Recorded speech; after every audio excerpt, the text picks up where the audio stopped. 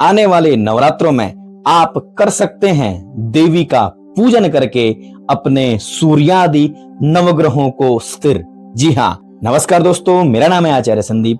आज हम आपको बताएंगे कि नवरात्रों में 9 देवियों का पूजन करके आप किस प्रकार से अपने सूर्यादि नवग्रहों की स्थिति अपनी जन्म कुंडली में ठीक कर सकते हैं। यदि आपकी जन्म कुंडली में सूर्य की स्थिति खराब है और सूर्य के कुप्रभाव से आप भी प्रभावित हैं, तो आपको चौथे नवरात्रे के दिन मां कुष्मांडा देवी का पूजन करना चाहिए। कुष्मांडा देवी का पूजन करने से आपकी जन्म कुंडली में सूर्य की स्थिति अवश्य ठीक हो जाएगी। दूसरा हम बात करते हैं चंद्रदेव की। यदि आपकी जन्म कुंडली में चंद्रमा की स्थिति खराब है, आपकी मानसिक स्थिति ठीक नहीं है, तो आपको इस नवरात्र में पहले नवरात्र के दिन मां शैलपुत्री का पूजन अवश्य करना चाहिए। यह करने से चंद्रमा की स्थिति आपकी जन्म कुंडली में कहीं न कहीं ठीक हो जाएगी। अब हम बात करेंगे कि मंगल की स्थिति कौन सी देवी ठीक करेगी।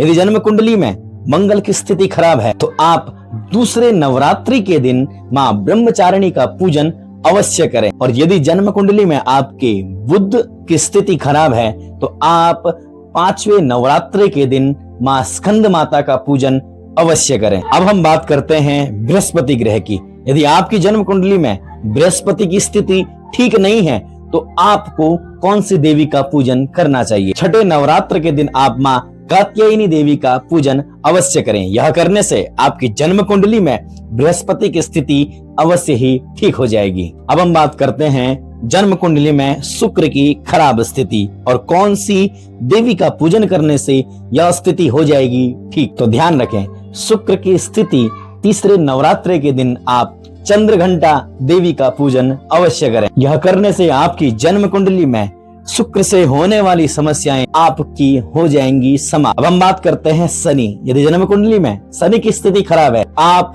नवरात्रि में 7वें नवरात्रि के दिन मां कालरात्रि का पूजन अवश्य करें। यह करने से आपकी जन्म कुंडली में शनि की स्थिति काफी हद तक ठीक हो जाएगी। यदि आपकी जन्म कुंडली में राहु की स्थिति खराब है और राहु आपको अलग व्यसनों में, अलग अलग प्रकार की चीजों में बार बार घसीट रहा है, तो आप नवरात्रि में अष्टमी गौरी का पूजन अवश्य करें। वहीं यदि आप अपनी जन्म कुंडली में केतु ग्रह से परेशान है, तो आप मां सिद्धदात्री का पूजन अवश्य करें।